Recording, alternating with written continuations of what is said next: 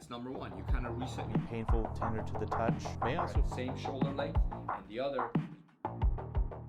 Hello, everybody. Welcome back. This is Real Health with Brandi and Amir. I am Dr. Amir Rashidian, a chiropractor. Brandi is my other half and the boss of our organization.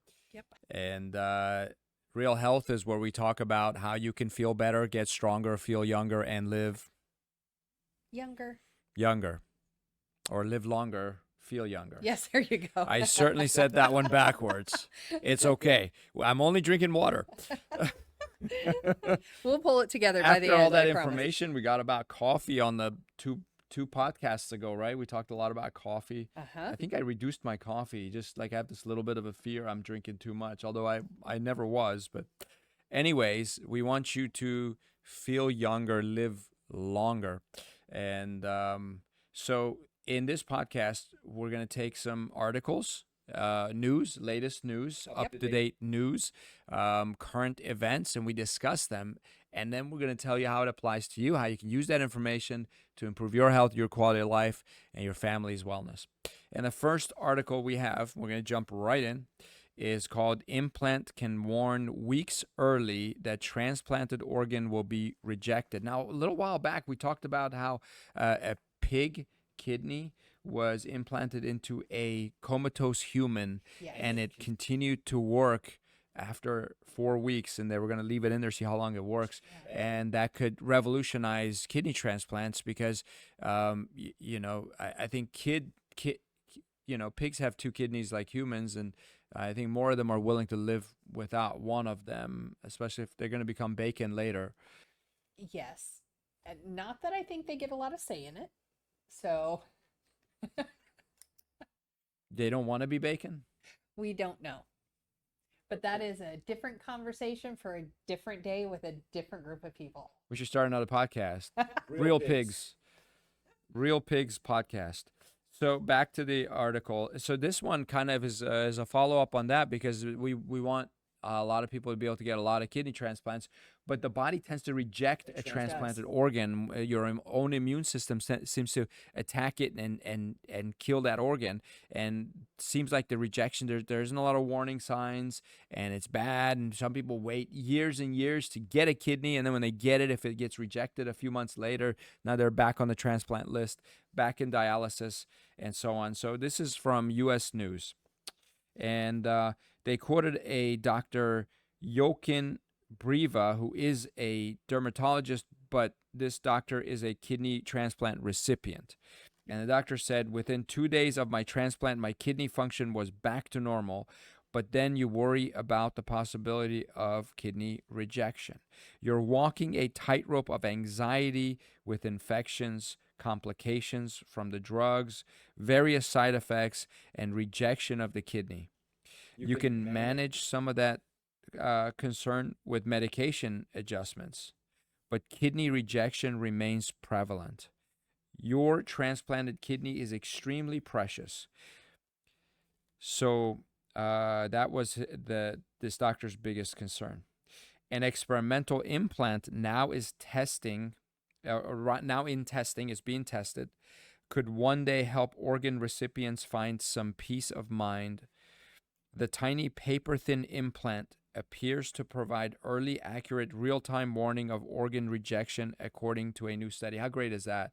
So basically, before the body rejects the organ, this little chip implanted in the kidney sends a signal saying, warning, this organ is going to get rejected, and then they can address it earlier. So the ultrasoft implant sits directly on a transplanted kidney and can detect temperature changes that can occur with transplant rejection. Wow. Researchers reported September 7th in the journal Science. The device then sends a wireless alert to a nearby smartphone or tablet, warning that something might be going wrong. Leave the tablet on. We talked about screen time on the last podcast. Man. Researchers tested the device in small animals with transplanted kidneys. So I don't think they've done it on humans yet. The device wound up detecting warning signs of rejection up to 3 weeks earlier than current monitoring methods. This extra time could enable physicians to intervene sooner, reducing the risk of organ rejection. I mean, we know a lot of people with kidney transplants. Yeah. We know someone with lung. I actually know a couple people with lung transplants. So they can give anti-rejection therapies to improve the patient's health, prevent them from losing the donated organ. More than 250,000 people in the United States are living with a transplanted kidney. That's 250,000 people. It's often silent when it's rejected, and patient might not experience any symptoms. That's interesting.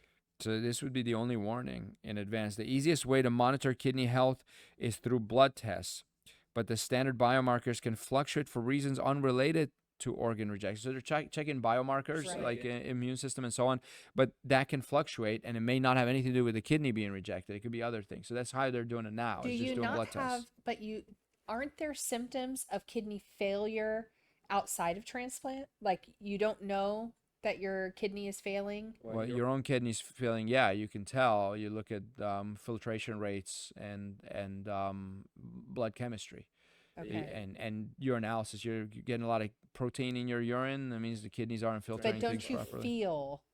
Well, I'm getting to yeah, how you're you gonna you're feel. feel really tired, really weak. So why do pale. you not feel that? Do you feel that anyway When the after a organ's being transplant? rejected, you don't feel it until it gets fully rejected. Okay. So you don't have the lead up in the reduction of some of those processes, or maybe those processes never came That's back why they do online? periodic blood tests. Interesting. The current gold standard for detecting rejection is a biopsy, with a physician using a long needle to extract a tissue sample from the transplanted organ. So that's the best way. But they're not going to do a biopsy every single week. Can you imagine a big long Yeah. needle stuck into your back every single week? And there's risks to that because it can cause bleeding, infection, pain, even inadvertent damage to other tissues around it. On top of that, having a lab enzyme biopsy results can take time, and that the patient might not have. It can take 4 to 5 days to get results from a biopsy. So, And I think biopsies do have their own risk factors as well. well, that's what I was reading. The risk factors are bleeding, Oh, yeah. infection, pain, and then the needle can damage other organs Right. nearby. Temperature increases typically accompany inflammation. So if the organ is inflamed, it's still working, but it's inflamed. Temperature goes up, the device tells you. Temperature of a transplanted kidney increases just before rejection events. Oh, interesting. So first temperature goes up, then it starts to get rejected. It's pretty cool. In animals without immune suppressant medication. So when they give someone a kidney, they put them on immune suppressants.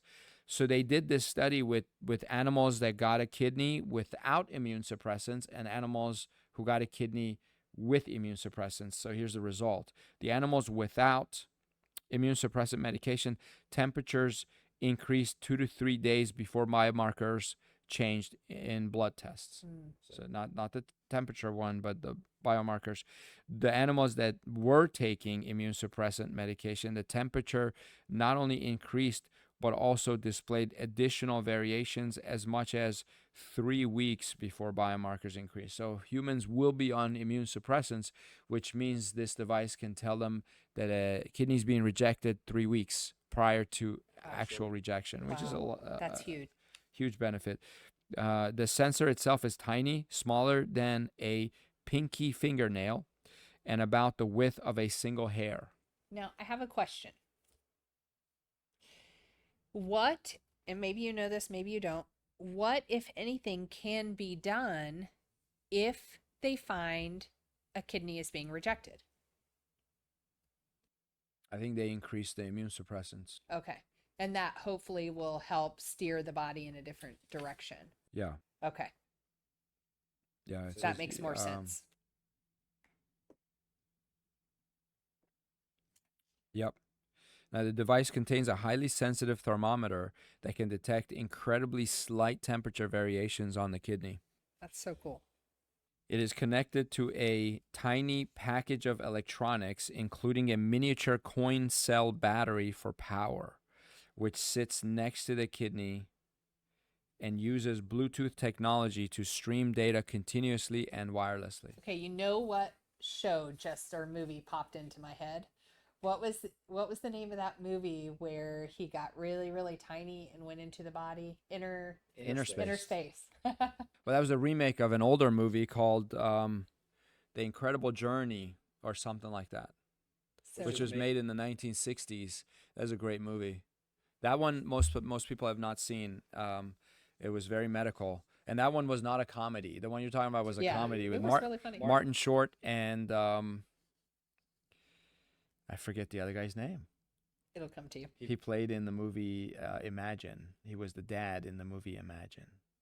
Anyways, he's been in sports movies and so on too. He's famous. Anyways, good movie. Both are good movies. Watch them. The researchers are now testing the system in a larger animal model and are evaluating ways to recharge the coin cell battery so that it can last a lifetime. Well, they might be able to take something from the motion and watch it. You know, the watches that constantly in motion. Right. Look there. The automatic watches. Yeah. Maybe you can create some kind of vibration in it that won't disrupt the temperature gauge. Well, the kidney moves. Oh, it does. The kidney's not like stuck. But first off, you move. Well, that's Like true. you're not even fully still when you're sleeping at night. Yeah. I know because I'm next to you. But, Well, I'm everybody, sleeping, you so guys I don't also, know what you're doing. Everybody moves at night because you don't want blood to pool Right. on one side of your body and so on, bed sores, all that stuff. But yeah, and the kidney is not like anchored fully, Okay. so it actually moves. Oh, well, there you go. Scientists working on this. So you can put an automatic watch Right. like a Rolex Oyster Perpetual Right. battery in your kidney. That's Right. cool. You can check the time and the temperature. If you're watching, I'll take royalties on the battery. I like Rolex. We need one. I keep telling Brandi, I'll say, if you stay married to me one more year, I'll eventually get you a Rolex. I hear that every year. Every year. So, that's how we stay married. That's my carrot. That's my secret to a long marriage. Next article. Just one dose of psychedelic psilocybin reduced depression symptoms for weeks. We warned you we were going to talk about magic mushrooms. That's right. These are magic mushrooms. We should have some special music right now, They Sean. seem to Can you make us ooh? as Do some fun editing. psychedelic music. Sean can do anything, That's by right. the way. He's He just- very talented. Yes. This article is from Healthline News. Researchers studied if the psychedelic compound found in magic mushrooms can help depression. A single dose of the psilocybin reduced symptoms of major depression more than a placebo. Let's just notate the placebo is so powerful. 100%. So, Study improved on earlier research, but experts say long-term trials are needed to know if the benefits are sustained beyond 6 months. now, But even if it's every 6 months, like the people take their daily. depression medication every single And it day. has some pretty ugly side effects. Oh yeah, we're gonna Now- talk about that. Now let's notate, do not go run out and start picking magic mushrooms in the forest, because the magic attorneys mushrooms told her to say that. alone are not going to do the trick. Okay, so it's a collaborative experience that you need to have. So That's right. It's a psilocybin. Psilocybin is given good. with psychological support, including preparation before the dose and an integration session following. So they actually get psychotherapy prior and after the dose. But the effect seems to last about 6 weeks. that's And this- actually pretty amazing. This was published in the Journal of American Medical Association August 31st. And they saw a decrease in the overall severity of their disease, being depression or anxiety, with improvements in anxiety symptoms and quality of life. And unlike standard antidepressant medicines, psilocybin use did not lead to emotional blunting or a numbness to positive and negative emotions. So the reason why this is such an important part of the study is because it's that point right there that causes a lot of people with depression, mood disorders, whatever the case may Especially be, to come bipolar, off, yeah. yes, to come off of their medications because they don't feel normal. They don't feel like themselves. They Right. don't, they can't feel things at the level that And they see, think remember, they anything should. that blunts the bad emotions is going to blunt the good emotions Correct. also. You can't do one or just one or the other. Yeah, the drug doesn't know the difference, so it's just blocking all emotions. Yeah. And so a lot of people on long-term antidepressant use are longing for that feeling of, oh, I feel so excited, I feel so happy, Yeah. joyful. Sometimes that gets affected. Not always, and people adapt. And here's the thing: the human body does know how to adapt, and it adapts under every condition, every single time. As long as you're alive, you're adapting, and which is what my whole book is about. It's Little very true. plug. Buy the book. Although the trial was relatively small, it demonstrated that a single dose of psilocybin in the context of a 6-week period that included active psychotherapy resulted in a rapid, robust, and sustained reduction in depressive symptoms. Wow. Now, I think later on it says, oh, here it is. It is commonly depression is commonly treated with antidepressant medicines, which within 6 to 8 weeks improve symptoms in 40 to 60% of people. That's not a very high number.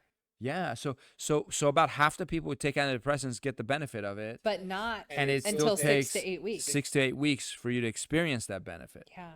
So, and here's the funny part: a lot of people take it and they instantly feel better. That's got to be the placebo That effect. 100% has to be the placebo. So the side effects of the medication, the antidepressant medication, can be headaches, dizziness, sexual problems. It may cause people to stop their treatment. So those now, are also some of the common, not so horrific side effects. right. If you go into the specific medications, and I encourage you to do that before you jump on one, Please. you can look and see what all the common and uncommon, and then not so uncommon side effects are. And a lot of them are not pretty. Yeah. So, and we need to be cautious because these drugs have only been tested on adults, right?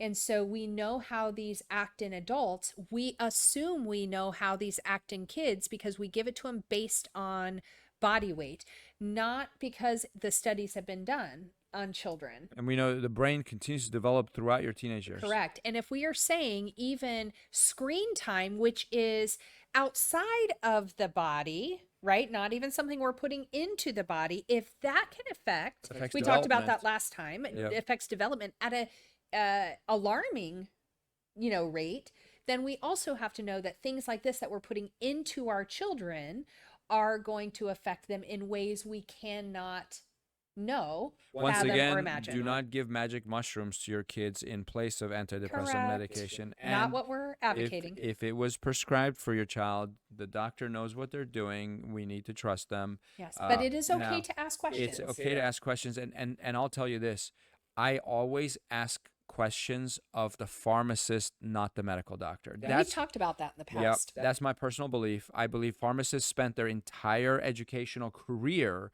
studying drugs. They know 1,000 times more than the medical doctor. And the medical doctor knows how to diagnose and prognose, Right. but and treat. I'm not saying they don't know how to treat, but when it comes to the effects of drug, and here's another thing I want you to do. Starting today, get rid of the word side. Yeah. Just look at effects. Right. These are the effects of this drug. I think side effect was something created to make you feel better about it. Like, this is a side effect and this is the effect. No, they're all effects. They're all effects of the drug. Yeah, they like to it's all marketing. That's what it boils down to, right? We want to market things so we make them look less scary. Yep. Right? And we want to make the things look scary that we don't want people to do. Yep. Which we'll talk about that, like chiropractic adjustments. So scary, don't do it. One of the safest things you can do, right? So little negative effects that can come from it. Right. So just ask those questions. Make sure you're always have a pharmacist. Yeah. And they actually they're underutilized and they love to share information. We need to give a lot of respect to our pharmacists. The new study included 104 participants between 21 and 65 years of age who met the criteria for major depressive disorder but were otherwise healthy. So they ruled out some other people that may have other issues. And then the placebo they used was niacin. Niacin is a supplement. And they used it because it doesn't have psychedelic effects but produces a harmless flush of red on the skin. So you turn a little red and you think maybe I did take the actual drug. Although, niacin has a lot of health benefits. And one day maybe we should talk about what niacin does. Tony Robbins in his book Life Force talks about niacin quite a bit. So this reduces the chance of participants and researchers would be able to guess which compound people received. So even the researchers didn't know if they got the real thing or the placebo. Psilocybin doesn't work for everyone. After 6 weeks, people who took psilocybin saw a greater improvement in their depression symptoms on average compared to those who took niacin. These improvements in depression in the magic mushroom group were apparent within 8 days of dosing, consistent with a rapid onset of action, and were maintained across the 6-week follow-up period. So only followed up in 6 weeks, but those who responded stayed good for 6 weeks. Yeah. One dose, 6 weeks. And within 8 days, that's actually quite impressive. A lot of times, the reason why you have to take a pharmaceutical is, over a period of time, is because you can't there needs to be a buildup of that drug in the system before your body can actually reach a therapeutic benefit from it. So this is fast. One dosing within 8 days lasts for up to 6 weeks. So, and it says even it doesn't work for everybody, but even the best antidepressant drugs that we have working around 2/3 of the population. Yeah. So anything more than that would be an improvement. With most of the negative side effects, so the negative side effects of the magic mushroom were mild to moderate in severity, and they were short-lived. So a common side effect was headache followed by nausea and hallucinations, which is why people took mushrooms to begin with, because they wanted the headache and the nausea and the hallucinations. No, I don't think they wanted the headache and the nausea, but they wanted the hallucination. Yes. It just intensifies the hallucinations. I don't know, maybe. Okay. Visual effects occurred mainly on the day of dosing, with a small number experiencing them later on. These had gone away by the end of the study. So everybody's side effects went away from the magic mushrooms at the end of 6 weeks. Long-term studies such as a year might also show whether patients will need repeated or maintenance treatments of the magic mushroom to maintain their benefit. And it is not currently approved by the FDA, but they're hoping it will be. So again, it's illegal and it's not approved by the FDA. Right. Don't jump in and start doing it. Here's my biggest concern is that, we know that a lot of drugs are created, the chemical version is created from the plant, right? Like there was a plant that existed that gave some kind of therapeutic benefit, and we go, ooh, maybe we can create something like that in the lab, right? So my concern with a lot of these, when we see these coming out, is are they going to continue, if they were ever to get this approved, will they be using the mushrooms directly, or are we going to try to create a lab counterpart, like a synthetic version of that, which we all know that's where more side effects come in. That's where, like, you have risk factors, right? So just eat the real stuff if you're going to use it. Most herbal or plant-based supplements or herbal ingestibles or whatever you want to call them, they have supporting ingredients that get ignored because they'll take just the active ingredient and replicate that. Right. Like we see that with the vitamin C even, right? Correct. Yeah, vitamin C we're told it's ascorbic acid, but ascorbic acid is only a small part of vitamin C. The vitamin C molecule, the true vitamin C molecule that you find in like an apple and an orange, is much larger. And it'd be like eating the shell of an egg and saying, I ate an egg. That's what ascorbic acid is. Now, the reason it does help you feel better when you have a cold is because it acidifies the body and stops the mucus production. Right. But anyways, you're right. And more money is made when something is made in a laboratory than growing it. Although people are making a lot of money with THC and cannabis. So that's one that they didn't duplicate. Right. And legalized in quite a few states. We talked about that one. All right. Next article. Medicare names 10 drugs subject to price negotiations. The federal government announced the first 10 prescription drugs subject to Medicare price negotiations, part of the Inflation Reduction Act. Now, everyone knows this. We're in an inflationary period of time. That's why groceries have gone up in price. Eggs went through the roof and came back down, but everything else has gone up. Right. Gas prices have not come down. So interest rates keep going up. So enrollees in Medicare may see lower out-of-pocket drug costs, but how much depends on many factors. Other provisions of the IRA, which is this is not an individual retirement account. It is the Inflation Reduction Act, include $35 cap on a month's supply of insulin and a cap on annual out-of-pocket drug costs. So, I mean, I like the idea of reducing the cost of drugs. The Inflation Reduction Act signed into law last year, according to the Centers for Medicare and Medicaid Services, will begin negotiating a maximum fair price for popular drugs used to treat diabetes, blood clots, heart failure, and other conditions. I mean, a lot of this boils down to, we're in favor of capitalism, right? You create something, you should be able to set a price for it, right? And then sell it. However, there is a point where somebody has to step in and go, that's crazy. See, capitalism, when it exploits illness and sickness, Correct. I don't agree with. Yes. You know, if there are companies, organizations that profit from sickness and illness, And keeping people there. and keeping people sick, keeping people dependent on the medication long term, I don't know.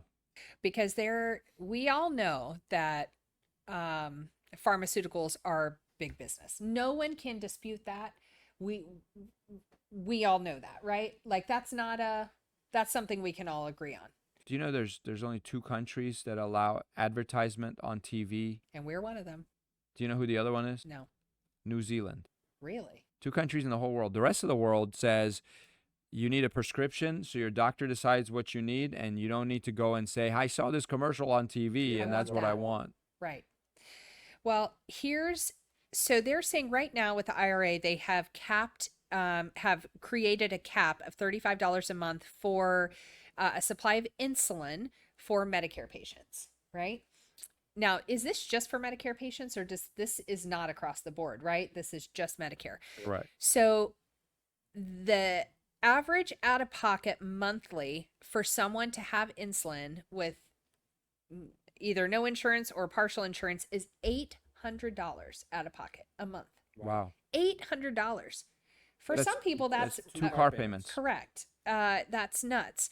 So, but let's talk about what it costs to produce that. We know, right? We know it's penny. We've seen these numbers before. But for those of you who haven't, in order to produce, or what the cost is for the pharmaceutical company, it's between 2.28 and so $2.28 to $3.42 a vial, which equates to on average around $48 to $71 per month. That's the cost to produce it. And we are charging out of pocket $800 to individuals. That's a 594% increase. I did not do that math by myself, but for the record, that was a stated, because I don't do that kind of math. 594% markup. Can you imagine?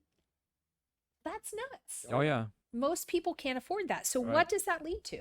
That leads to people not following the prescription the way the doctors lay it out, which leads to not as great results, right? So it's just and then people are more sick because they don't have access to fill the proper prescription. So here we are trying to help people and make them feel better, but we're making it impossible. So it's like holding a carrot out in front of them, 15 feet in front of them. They can't reach it, and we give them no way to do it. Right? Right. So if we're saying that they need this, then why don't you make it available? Right. Make it more readily available. You know, and really, if Medicare wanted to reduce cost, why don't they focus more on prevention? Correct. Type 2 diabetes is preventable. Blood clots are preventable. Yes. Heart disease is preventable. Those were the three things listed, right? Blood clots, heart failure, Yeah. and diabetes. And then it says other. I'm sure a lot of those other conditions are also preventable. Right. And we're not talking about blood clots that occur from trauma, and that's not what they're talking about here. Right. So we understand that injuries, can create things Oh, like sure. blood clots, and that is not included in this. So just know that's not what we're talking about. But and I'm not saying every case of heart disease is preventable, but the majority is preventable. Yeah. And so what if we focused on preventing, making people healthier? Yeah. But cost. This is controversial, so forgive me for saying this, and this is just speculation. This is purely my opinion, not fact. You're allowed to have one though. And I'm just going to share this opinion, and forgive me if it insults anyone. If Medicare focused on prevention and longevity, people would live longer. If people live longer, even if cost of healthcare is lower, in the long run, Medicare ends up spending more money on you.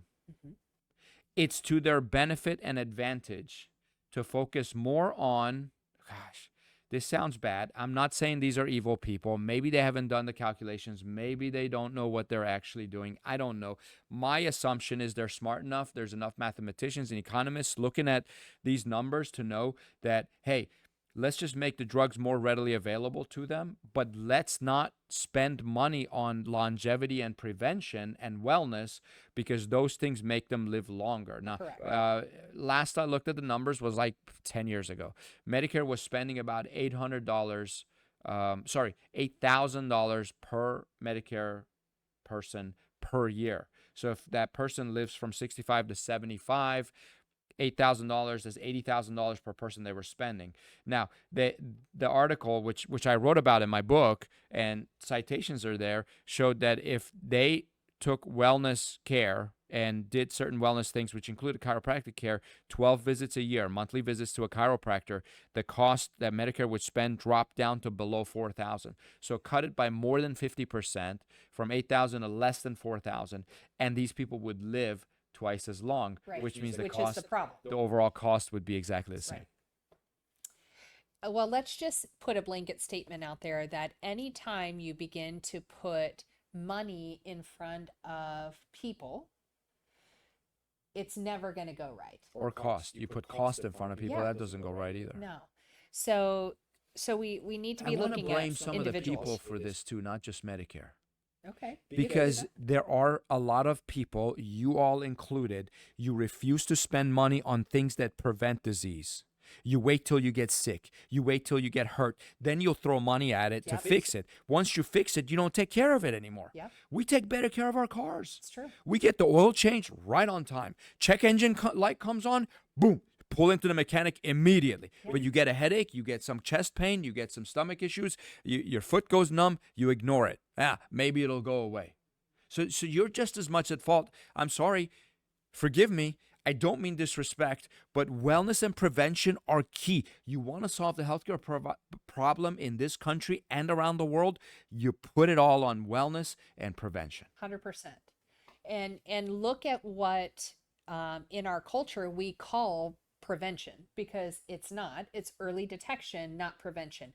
There is a very big difference. Yeah, we're getting mammograms and colonoscopies. Yeah. And endoscopies. Yeah. And PSA tests. How about thermography? Why don't we start looking at thermography? Why don't we start At least it's more accurate. Absolutely. If you don't know what thermography is, there's very few around here. I have friends where I keep going, please start this business up. You can come and run this out of my office, because those opportunities to use technology like that can actually show us increased blood flow.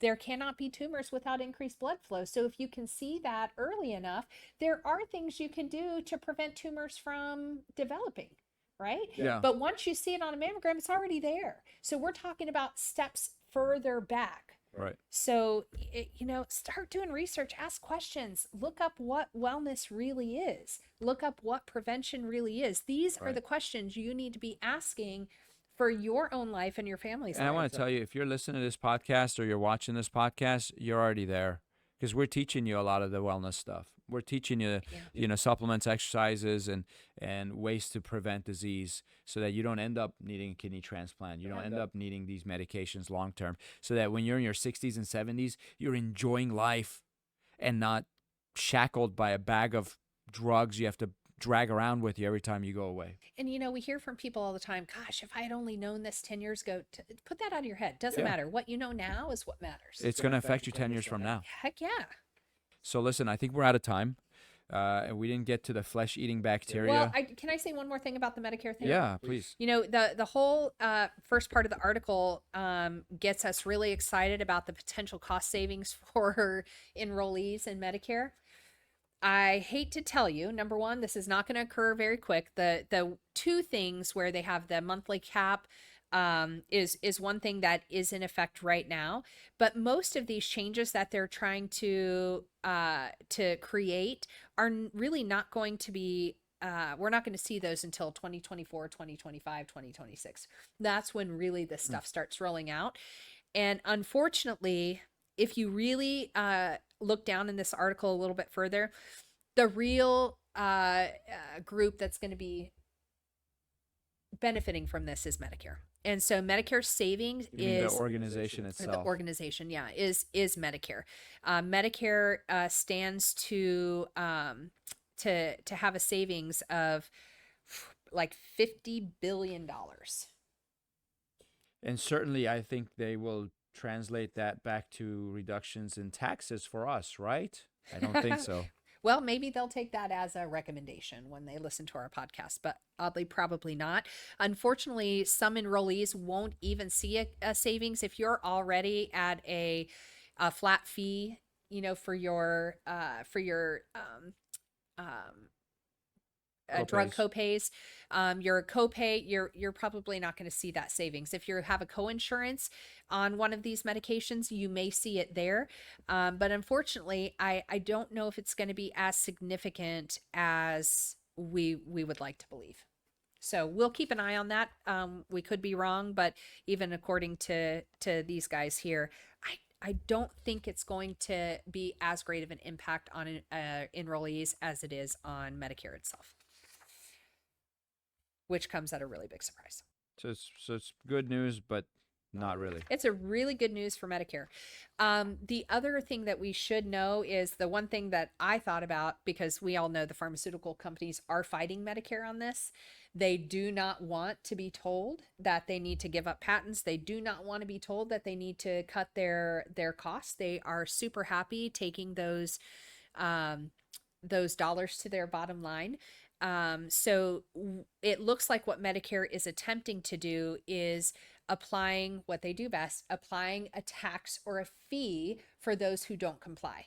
So it would be like an additional like sales tax or fee that they would have to pay back to the government if they refuse to reduce their fees. So don't worry, they're still going to get their savings. There's a way around it. Meaning the government's still going to get their savings. Right. Medicaire's still going to get their savings. They'll still get it. One way or the other. They're Right. going to get that tax benefit. Right. We are not. So. There you go. Okay. Well, we got a lot of problems to solve, but I think we did solve a few of the world's problems today, and I hope you enjoyed it, and hope you'll come back for the next episode next week. What was this one? Number 14? 15. This is 15. We're cruising right along. That's right. Very good. 1% of all podcasts ever make it to episode 20. So we're so close. We're 3/4 of the way there. Yeah, and it's really fun because we've started, even on Sunday, someone had come up and said, hey, thank you guys so much. It's so fun to listen to you guys. And sometimes we're here and you don't realize there are people actually listening. So thank you so much. Although I enjoy just talking to you. Oh, well, thanks. Yep. You're not too shabby either. Thank you. That. All right. Well, we will, I guess, see everybody next time. Thank you so much. Take care. Bye.